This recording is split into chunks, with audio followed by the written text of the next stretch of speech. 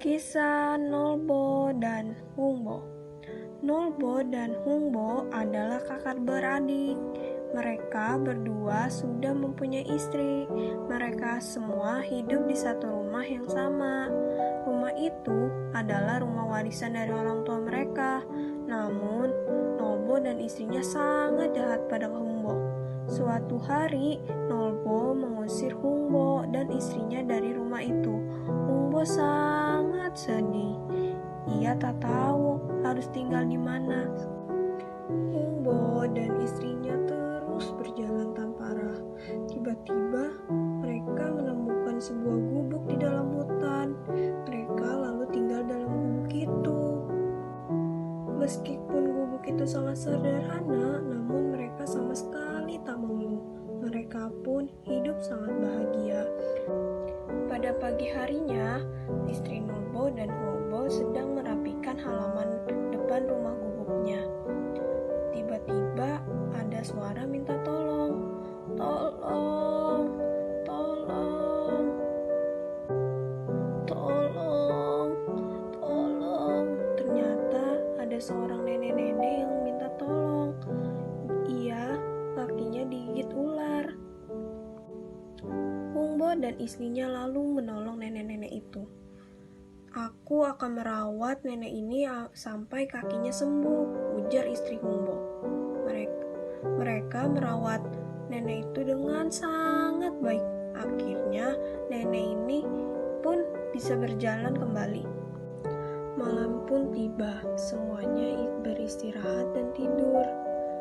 Tiba-tiba nenek berpikir ingin pergi dari rumah Hungbo karena ia tidak ingin merepotkan Hungbo.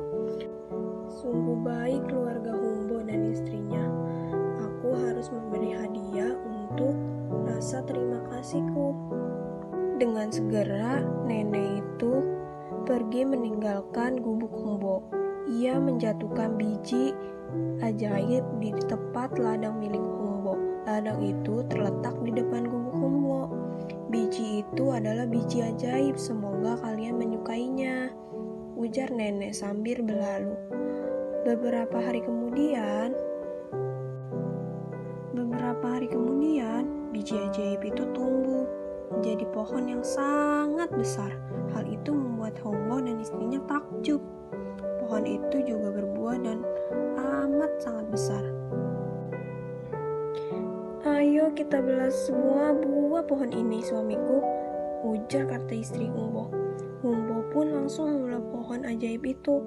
Oh lala, buah itu berisikan banyak emas yang berkilau. Hal itu membuat Hungbo dan istrinya sangat bergembira. Hungbo pun kembali membelah buah berikutnya. Lagi-lagi buah itu berisikan hal yang tidak terduga. Hungbo pun langsung membelah buah pohon ajaib itu. Oh lala, buah itu berisikan banyak emas yang berkilau. Hal itu membuat Hungbo dan istrinya sangat bergembira. Kita coba buka lagi buah berikutnya, kata istri Hungbo. Hungbo pun kembali membelah buah berikutnya. Lagi-lagi buah itu berisikan hal yang sangat tidak terduga. Sejak saat itu, Hungbo dan istrinya menjadi orang kaya. Hungbo sangat berterima kasih kepada nenek-nenek. Padahal dulu Hungbo menolong nenek-nenek tanpa mengharapkan apapun. Kabar kekayaan Hungbo pun terdengar dengan kakaknya, yaitu Nolbo. Nolbo menjadi penasaran bagaimana adiknya bisa menjadi kaya.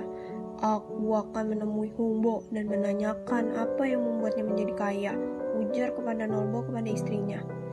Nolbo dan istrinya pun pergi ke rumah Hungbo. Meskipun Hungbo telah diperlakukan dengan jahat, tapi Nolbo dan istrinya tetap disambut dengan hangat di rumah Hungbo yang megah. Namun, Nolbo pun mengutarakan maksud kedatangannya tanpa rasa curiga. Nolbo pun mendatangi rumah Hungbo. Hungbo pun tahu maksud dari Nolbo.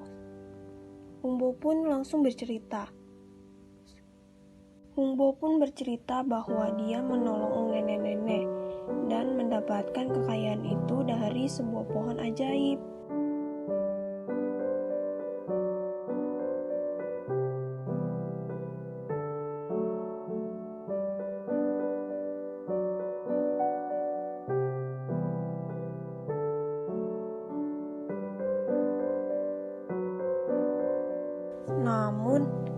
sudah tahu kalau kelakuan Nolbo sangatlah jahat kepadanya.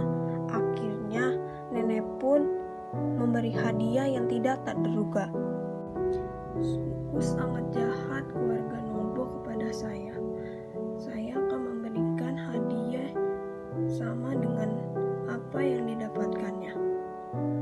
Lalu nenek pun menebarkan biji pohon ajaib di depan halamannya. Wah, istriku, kita mendapatkan pohon yang sama dengan Humbo. Nolbo dan istrinya sangat senang. Mereka sudah tak sabar ingin membelah buah itu. Nolbo membuka buah pertama. Oh lala, yang keluar adalah sekelompok ular yang membawa lumpur. Mereka menyiram lumpur itu kepada Nolbo dan istrinya.